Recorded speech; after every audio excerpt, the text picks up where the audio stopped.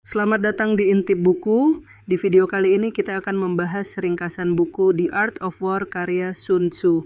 Sebuah buku klasik tentang strategi, kepemimpinan, memahami lawan, dan memenangkan persaingan tanpa harus terjebak dalam konflik yang tidak perlu.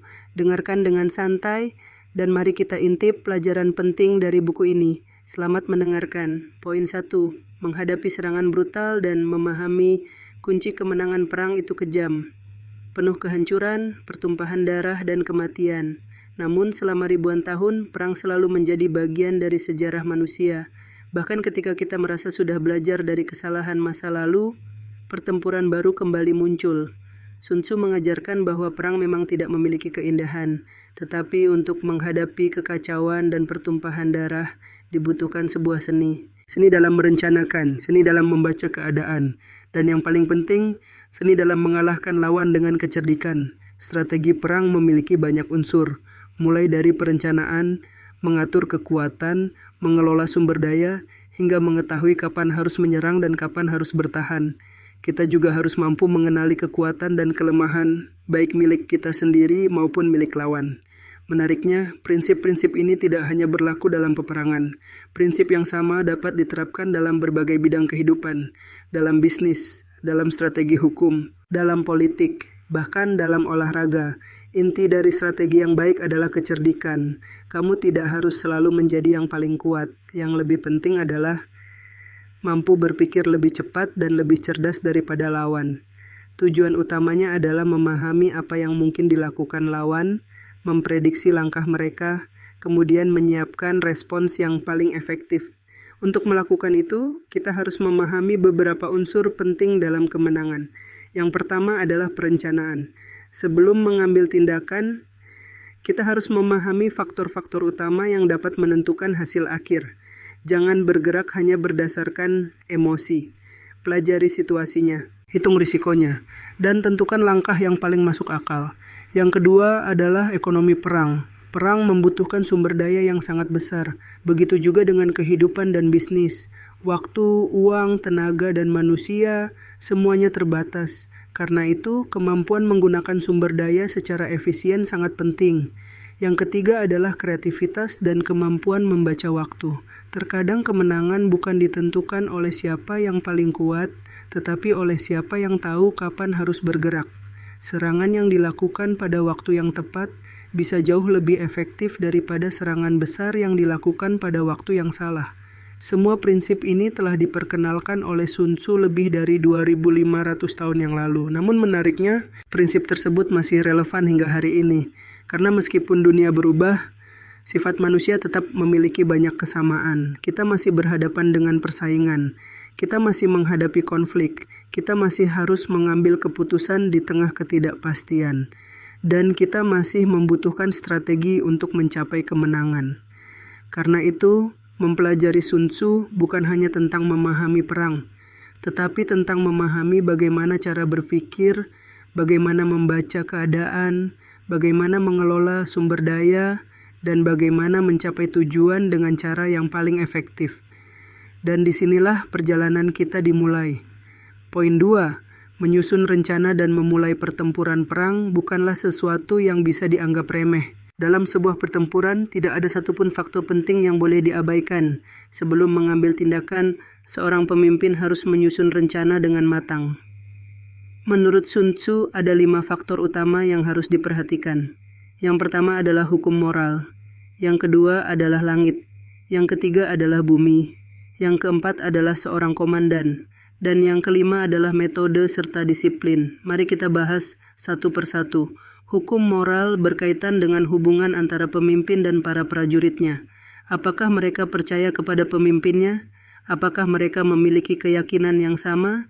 Dan apakah mereka benar-benar memahami alasan mengapa mereka harus berjuang? Ketika seseorang percaya pada tujuan yang diperjuangkannya, ia akan lebih berani menghadapi bahaya, bahkan ketika keselamatannya sendiri berada dalam risiko. Faktor kedua adalah langit. Langit menggambarkan kondisi eksternal yang berada di luar kendali manusia, misalnya cuaca, pergantian musim, dan berbagai kondisi alam lainnya. Seorang pemimpin yang baik harus memperhitungkan semua keadaan tersebut sebelum mengambil keputusan. Faktor ketiga adalah bumi. Bumi berkaitan dengan jarak, medan, posisi, serta berbagai kondisi yang menentukan apakah suatu tempat aman atau berbahaya. Jarak yang jauh dapat menjadi hambatan. Medan yang sulit dapat memperlambat pasukan. Dan posisi yang buruk dapat membawa seseorang semakin dekat dengan kekalahan. Karena itu, memahami lingkungan adalah bagian penting dari strategi. Faktor keempat adalah komandan. Seorang pemimpin harus memiliki kekuatan karakter, kebijaksanaan, keberanian, dan ketulusan. Karena dalam situasi sulit, orang-orang akan melihat kepada pemimpinnya.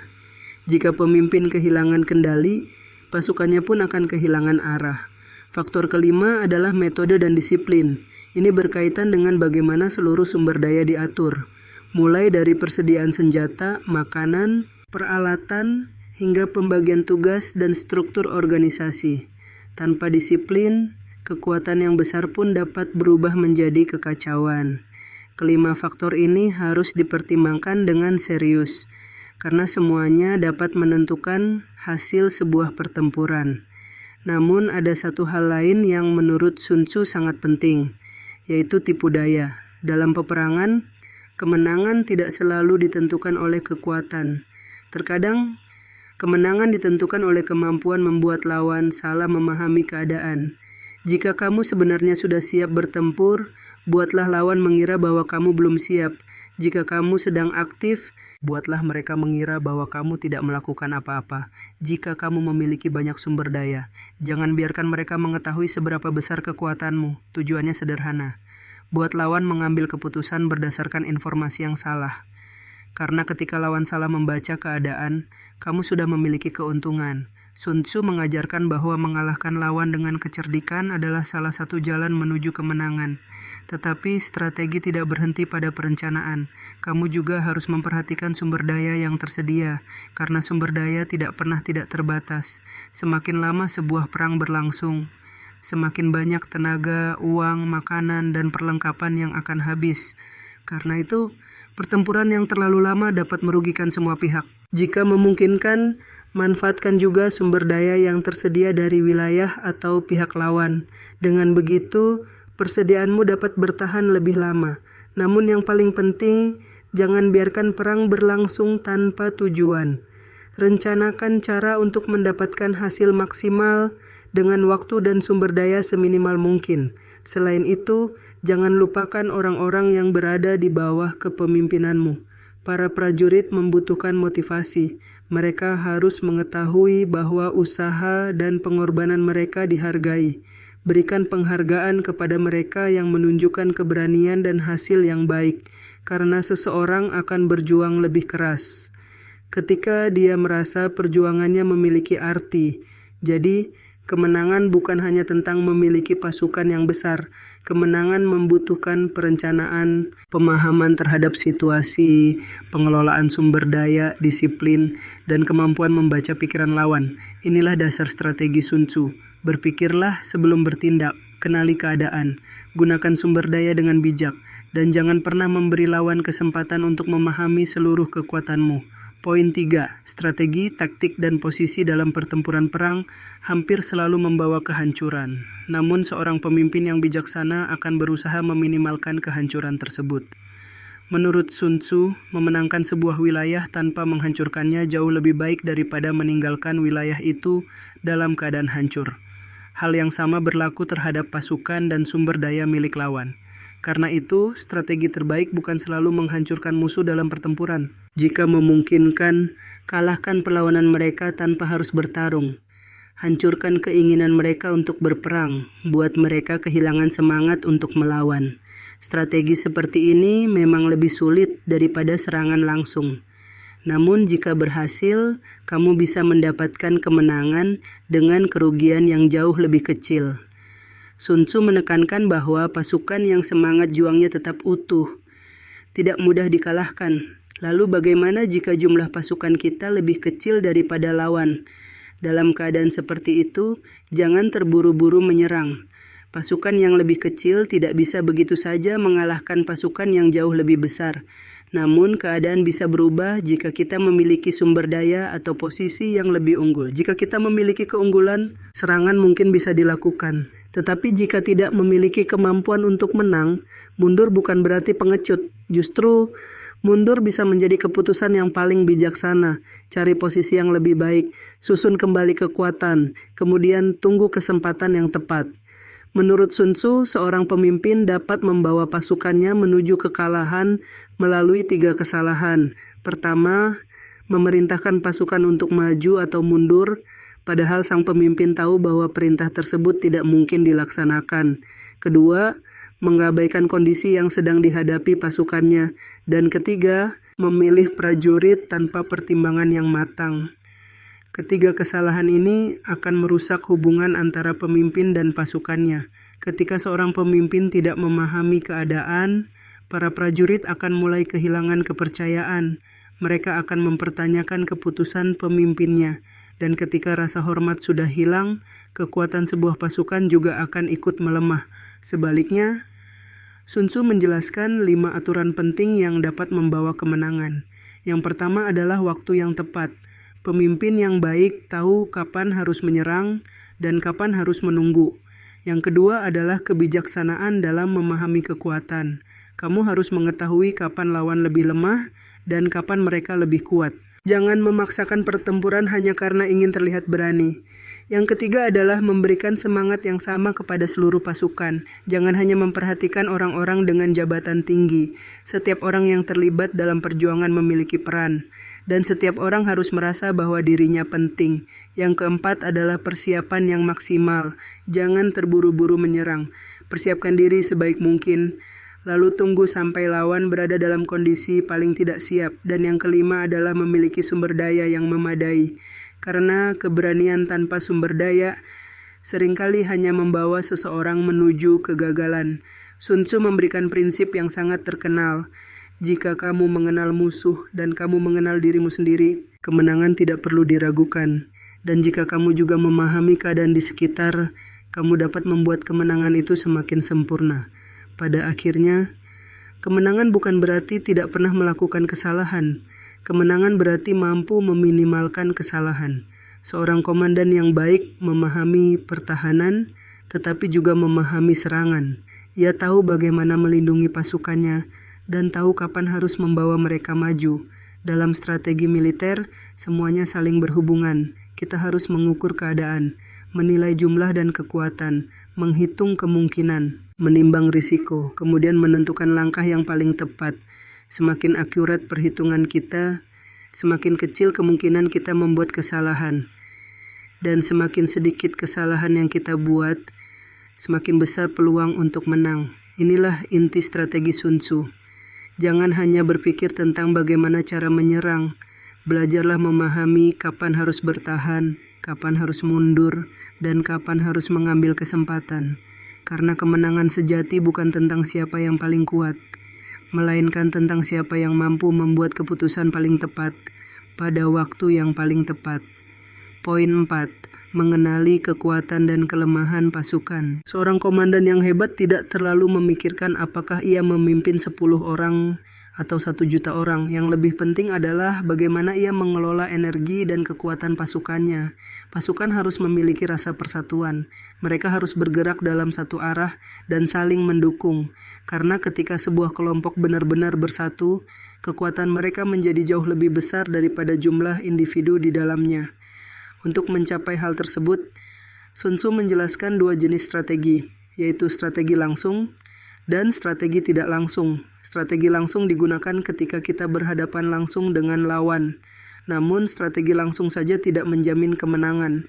Seringkali, kemenangan justru ditentukan oleh tindakan tidak langsung, yaitu gerakan yang dilakukan dari sisi yang tidak diduga oleh lawan. Ketika keduanya digabungkan, hasilnya bisa sangat kuat. Sun Tzu menggambarkannya seperti 5 warna dasar. Ketika digabungkan, 5 warna tersebut dapat menghasilkan begitu banyak variasi warna. Begitu pula dengan strategi langsung dan tidak langsung. Keduanya hanya terdiri dari 2 pendekatan. Tetapi kombinasi keduanya dapat menghasilkan jalan kemenangan yang hampir tidak terbatas. Dalam strategi tidak langsung, Unsur penipuan memiliki peranan penting. Kamu harus mampu membuat lawan salah membaca keadaan. Misalnya, tunjukkan seolah-olah kamu belum siap, padahal sebenarnya sudah siap. Tunjukkan kelemahan untuk menyembunyikan kekuatan, atau buat lawan mengira bahwa kamu sedang ketakutan. Padahal sebenarnya kamu memiliki keberanian dan persiapan yang kuat. Tujuannya adalah membuat lawan mengambil keputusan berdasarkan persepsi yang salah. Lawan tidak boleh mengetahui dengan pasti berapa banyak pasukan yang kamu miliki, seberapa besar sumber dayamu, atau apa sebenarnya tujuanmu. Sun Tzu mengajarkan bahwa seorang petarung yang baik harus mampu bergerak dengan cepat ketika kesempatan muncul dan membuat lawan kesulitan membaca langkahnya. Namun strategi bukan hanya tentang menipu lawan. Kamu juga harus memahami orang-orang yang berada di bawah kepemimpinanmu. Jangan memberikan tugas yang melampaui kemampuan seseorang. Pilih prajurit sesuai dengan kemampuan mereka. Berikan tanggung jawab yang sesuai. Dan meskipun kamu harus tegas, tetap perlakukan mereka dengan rasa hormat. Karena kekuatan terbesar sebuah pasukan bukan hanya berasal dari kemampuan setiap individu. Kekuatan terbesar berasal dari energi yang mereka miliki ketika bersatu. Tidak ada manusia yang bisa berdiri sepenuhnya sendirian. Karena itu, tujuan seorang pemimpin adalah menciptakan pasukan yang begitu solid, sehingga lawan merasa seperti sedang berhadapan dengan sebuah batu besar yang tidak mudah digoyahkan. Namun ketika waktunya tiba, kekuatan tersebut harus digunakan dengan cepat dan tegas. Pilih saat yang tepat, lalu serang dengan kekuatan penuh. Di sisi lain, para prajurit juga harus memahami alasan mereka bertempur. Mereka harus memiliki kesadaran dan kemauan untuk menjalankan tugas, bukan hanya bergerak karena dipaksa. Lalu bagaimana cara menghadapi lawan? Cari titik yang paling lemah pertahanannya. Jangan menyerang bagian yang paling kuat jika ada jalan yang lebih mudah. Pancing lawan untuk menyerang bagian yang sebenarnya sudah berada dalam pengawasanmu. Dengan begitu, kamu dapat mengendalikan arah pertempuran. Selain itu, jangan biarkan lawan mengetahui tujuan sebenarnya. Sembunyikan rencana seranganmu dengan hati-hati. Jika mereka tidak mengetahui kapan dan di mana kamu akan menyerang, mereka akan kesulitan mempersiapkan pertahanan. Sebaliknya, berusahalah mengetahui rencana mereka, buka kelemahan mereka, pahami bagaimana pasukan mereka bergerak, dan gunakan informasi tersebut untuk mendapatkan keuntungan. Pada akhirnya, kekuatan bukan hanya tentang jumlah. Kekuatan juga berasal dari persatuan, informasi, kecepatan, dan kemampuan membuat lawan kehilangan keseimbangan. Jadilah kuat ketika harus kuat. Jadilah tidak terlihat ketika perlu menyembunyikan rencana. Dan jangan pernah memberikan lawan kesempatan untuk memahami seluruh kekuatanmu. Karena dalam strategi, seringkali yang menentukan kemenangan bukanlah siapa yang memiliki kekuatan terbesar, melainkan siapa yang paling mampu menggunakan kekuatannya pada saat yang tepat. Poin 5.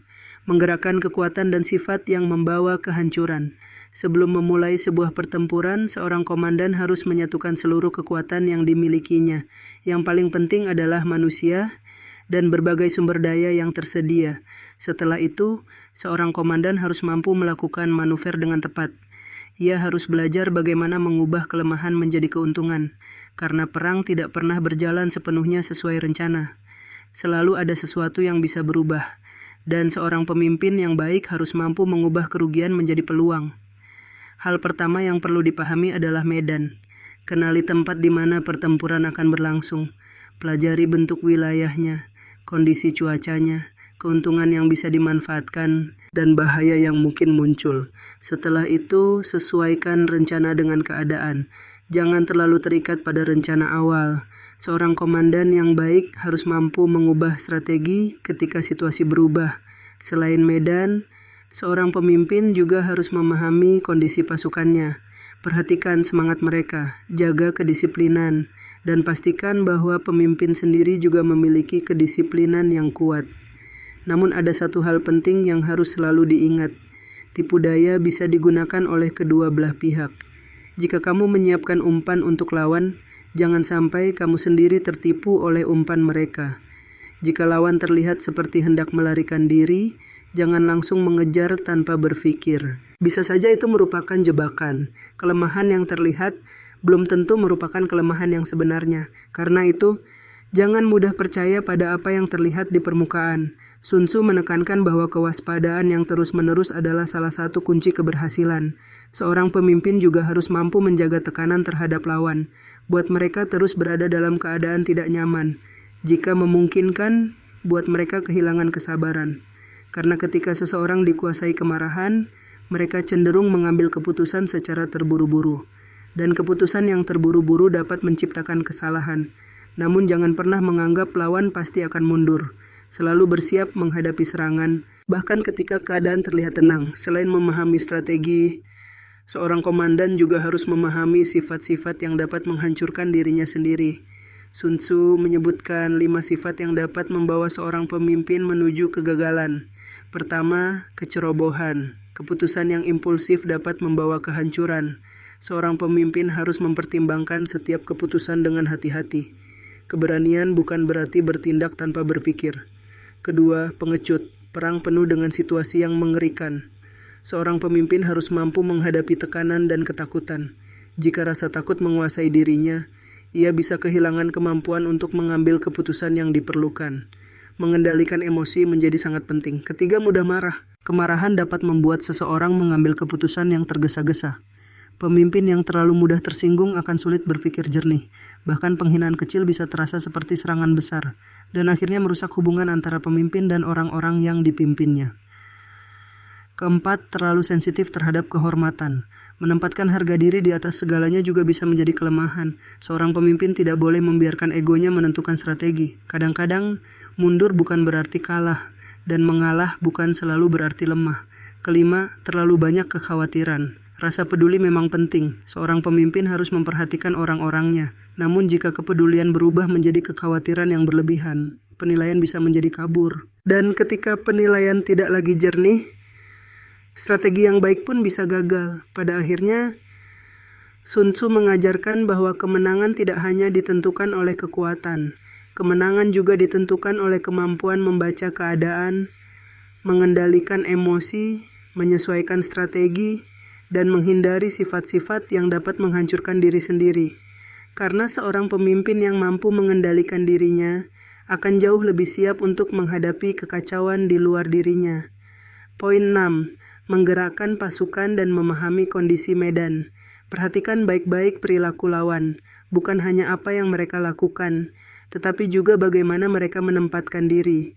Jika mereka tetap diam, tenang, dan terlihat siap menghadapi seranganmu, itu bisa menjadi tanda bahwa mereka berada dalam posisi yang menguntungkan. Mereka mungkin sedang menunggu saat yang tepat untuk menyerang. Sebaliknya, jika mereka terlihat gelisah, bergerak tanpa arah, atau terus berusaha memancingmu, bisa jadi mereka sedang berada dalam tekanan. Kata-kata yang keras dan gerakan yang tergesa-gesa juga tidak selalu menunjukkan kekuatan. Terkadang, hal tersebut justru menyembunyikan kekacauan dan ketakutan, dan itu bisa menjadi tanda bahwa mereka sedang bersiap untuk mundur. Karena itu, jangan hanya melihat apa yang dilakukan lawan. Cobalah memahami alasan di balik tindakan mereka. Hal yang sama berlaku ketika lawan menawarkan perdamaian. Jangan langsung menganggap tawaran tersebut sebagai tanda ketulusan. Seorang komandan yang bijaksana akan mencari kemungkinan jebakan, karena dalam konflik, tidak ada alasan untuk menerima sebuah tawaran tanpa memeriksa maksud di baliknya. Namun di sisi lain, jangan pernah meremehkan lawan. Jangan menganggap mereka bodoh hanya karena kamu tidak menyukai mereka. Perkirakan kekuatan, kecerdasan, dan sumber daya mereka secara objektif. Meremehkan lawan secara berlebihan dapat membuat pasukanmu kehilangan kewaspadaan. Dan ketika kewaspadaan hilang, kesalahan akan lebih mudah terjadi. Sun Tzu juga menjelaskan bahwa seorang komandan dapat menciptakan 6 jenis krisis bagi pasukannya sendiri. Pertama, pelarian. Jika seorang komandan mengetahui bahwa pasukannya jauh lebih kecil daripada pasukan lawan, tetapi tetap memaksa mereka bertempur, pasukan tersebut mungkin akhirnya melarikan diri. Kedua, pembangkangan. Jika seorang pemimpin terlalu lemah, pasukannya bisa kehilangan kepercayaan dan tidak lagi mematuhi perintah. Ketiga, kehancuran. Jika pasukan terlalu lemah dibandingkan dengan tuntutan yang diberikan oleh komandannya, mereka bisa kehilangan kemampuan untuk bertahan. Keempat, keruntuhan. Jika para perwira tidak menghormati komandan dan mulai mengambil keputusan sendiri karena rasa kesal atau dendam, organisasi pasukan dapat mengalami kehancuran. Kelima, kekacauan. Perintah yang tidak jelas akan membuat struktur pasukan menjadi berantakan, tugas bercampur, tanggung jawab tidak jelas, dan setiap orang tidak tahu apa yang harus dilakukan. Keenam, kekalahan total. Jika seorang komandan tidak mampu menilai kekuatan pasukannya secara objektif, ia bisa membawa seluruh pasukannya menuju kekalahan. Karena itu, hubungan antara pemimpin dan pasukan sangatlah penting. Dengarkan gagasan mereka, hormati tindakan dan pendapat mereka, perhatikan saran yang mereka berikan. Jangan memperlakukan mereka hanya sebagai alat untuk mencapai tujuan. Seorang pemimpin memang harus mampu memberikan hukuman ketika diperlukan, tetapi hukuman harus diberikan secara adil. Dan hubungan antara pemimpin dengan orang-orang yang dipimpinnya harus dibangun di atas kepercayaan. Jangan lupa memberikan penghargaan dan pengakuan, karena seorang pemimpin sedang meminta orang lain menghadapi bahaya, bahkan mempertaruhkan hidup mereka. Pengorbanan dan kemampuan mereka harus dihargai. Pada akhirnya, ketaatan yang kuat tidak lahir dari rasa takut. Ketaatan yang kuat lahir dari rasa hormat. Seorang pemimpin yang dihormati tidak perlu terus-menerus memaksa orang untuk mengikuti perintahnya. Mereka akan mengikuti karena mereka percaya kepada orang yang memimpin mereka. Dan ada satu fakta menarik, keberadaan Sun Tzu sendiri masih menjadi perdebatan di kalangan sejarawan. Tidak banyak catatan sejarah utama dari masa yang diduga menjadi masa hidupnya. Karena itu, sebagian orang bahkan mempertanyakan apakah Sun Tzu benar-benar merupakan tokoh sejarah atau sebagian kisah tentang dirinya berkembang menjadi legenda. Namun terlepas dari perdebatan tersebut, gagasan yang dikaitkan dengan Sun Tzu tetap menjadi salah satu karya strategi paling berpengaruh dalam sejarah. Kesimpulan seberat dan seburuk apapun perang, manusia belum mampu sepenuhnya menghilangkannya. Selama berabad-abad, perang telah menjadi bagian dari sejarah manusia, membawa kehancuran, penderitaan, dan kehilangan yang tidak terbayangkan. Karena itu, kita perlu memahami bagaimana menghadapi konflik ketika konflik tersebut datang. Namun perang tidak selalu berarti pertempuran di medan perang. Dalam kehidupan sehari-hari, itu kita sering menggunakan bahasa dan konsep perang untuk menggambarkan berbagai situasi. Dalam dunia pekerjaan, misalnya, kita berbicara tentang persaingan. Para pesaing dianggap sebagai lawan, dan orang-orang yang mencapai prestasi luar biasa sering disebut sebagai pejuang. Begitu pula dalam dunia hukum, bisnis, politik, dan berbagai bidang kehidupan lainnya. Banyak prinsip strategi perang dapat membantu kita memahami bagaimana menghadapi persaingan dan konflik. Tujuan utama sebuah perang adalah kemenangan. Namun kemenangan dipengaruhi oleh begitu banyak faktor. Karena itu, dibutuhkan seorang pemimpin yang mampu membaca keadaan, mengatur sumber daya, dan mengambil keputusan pada waktu yang tepat. Strategi perang memiliki banyak prinsip. Serangan brutal tidak selalu menjadi cara terbaik untuk menang.